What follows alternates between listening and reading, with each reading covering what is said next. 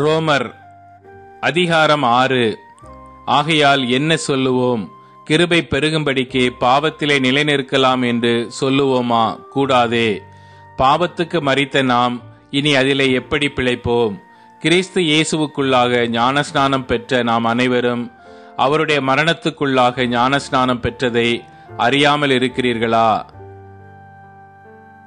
மேலும் பிதாவின் மகிமையினாலே கிறிஸ்து மரித்தோரிலிருந்து எழுப்பப்பட்டது போல நாமும் புதிதான ஜீவன் உள்ளவர்களாய் நடந்து கொள்ளும்படிக்கு அவருடைய மரணத்திற்குள்ளாக்கும் ஞானஸ்நானத்தினாலே கிறிஸ்துவுடனே கூட அடக்கம் பண்ணப்பட்டோம். ஆதலால் அவருடைய மரணத்தின் சாயலில் நாம் இணைக்கப்பட்டவர்களானால் அவர் உயிர்த்தெழுதலின் சாயலிலும் இணைக்கப்பட்டிருப்போம்.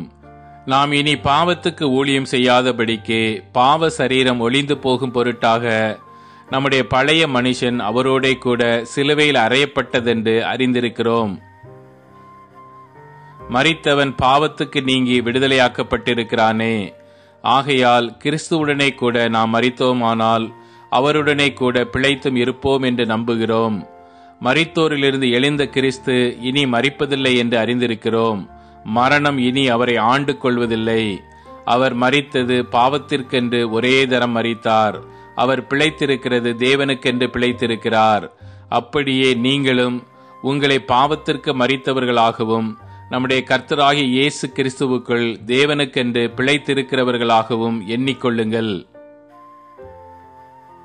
ஆகையால் நீங்கள் சரீர இச்சைகளின்படி பாவத்திற்கு கீழ்ப்படியத்தக்கதாக சாவுக்கேதுவான உங்கள் சரீரத்தில் பாவம் ஆளாதிருப்பதாக நீங்கள் உங்கள் அவயங்களை அநீதியின் ஆயுதங்களாக பாவத்திற்கு ஒப்புக்கொடாமல் உங்களை மரித்தோரிலிருந்து பிழைத்திருக்கிறவர்களாக தேவனுக்கு ஒப்புக்கொடுத்து உங்கள் அவயங்களை நீதிக்குரிய ஆயுதங்களாக தேவனுக்கு ஒப்புக்கொடுங்கள்.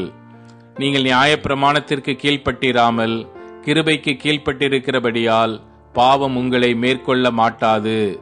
இதனால் என்ன? நாம் நியாயப்பிரமாணத்திற்கு கீழ்ப்பட்டிராமல் கிருபைக்கு கீழ்ப்பட்டிருக்கிறபடியால் பாவம் செய்யலாமா? கூடாதே.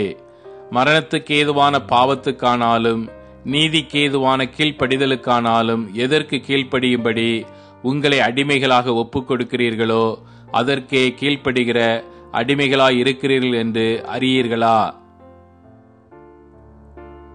முன்னே நீங்கள் பாவத்திற்கு அடிமைகளாயிருந்தும் இப்பொழுது உங்களுக்கு ஒப்புவிக்கப்பட்ட உபதேச சட்டத்திற்கு நீங்கள் மனப்பூர்வமாய் கீழ்ப்படிந்ததினாலே தேவனுக்கு ஸ்தோத்திரம். பாவத்தினின்று நீங்கள் விடுதலையாக்கப்பட்டு நீதிக்கு அடிமைகளானீர்கள். உங்கள் மாம்ச பலவீனத்தின் நிமித்தம் மனுஷர் பேசுகிற பிரகாரமாய் பேசுகிறேன். அக்கிரமத்தை நடப்பிக்கும்படி முன்னே நீங்கள் உங்கள் அவயங்களை அசுத்தத்திற்கும் அக்கிரமத்திற்கும் அடிமைகளாக ஒப்புக் கொடுத்தது போல இப்பொழுது பரிசுத்தமானதை நடப்பிக்கும்படி உங்கள் அவயங்களை நீதிக்கு அடிமைகளாக ஒப்புக்கொடுங்கள். பாவத்திற்கு நீங்கள் அடிமைகளாயிருந்த காலத்தில் நீதிக்கு நீங்கினவர்களாயிருந்தீர்கள்.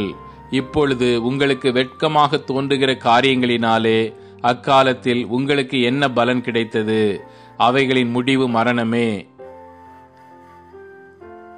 இப்பொழுது நீங்கள் பாவத்தினின்று விடுதலையாக்கப்பட்டு தேவனுக்கு அடிமைகள் ஆனதினால் பரிசுத்தமாகுதல் உங்களுக்கு கிடைக்கும் பலன். முடிவோ நித்திய ஜீவன். பாவத்தின் சம்பளம் மரணம். தேவனுடைய கிருபை வரமோ நம்முடைய கர்த்தராகிய இயேசு கிறிஸ்துவினால் உண்டான நித்திய ஜீவன்.